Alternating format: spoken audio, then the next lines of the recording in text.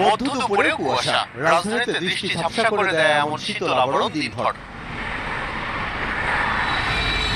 সকালে ঢাকার তাপমাত্রা যখন 14 ডিগ্রি সেলসিয়াসের নিচে, তখন শীতে কাবু নগরবাসী। বিশেষ করে ছিন্নমূল মানুষ পড়েন বেশ বিপাকে।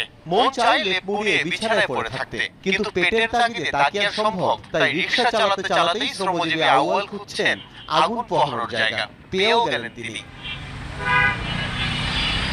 সূর্যের কোনো আলো নাই, এই জন্য বাতাসে ঠান্ডায় আমরা মনে করেন যে হ্যাম হয়ে যাচ্ছে। এই যে গাড়ি চালাইতে চালাইতে আগুন মনে করেন বাঁকা হয়ে যায়।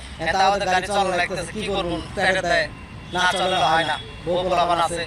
ধনী গরিব সবার মাঝে শীত আসে সমানে সমান, কিন্তু ঠান্ডার নিদারুণ প্রভাব কেবল নিম্ন আয়ের মানুষের বেলায়। অধিকাংশই কাটে শীত বস্ত্রহীন কষ্টের পৌষ মাঘ।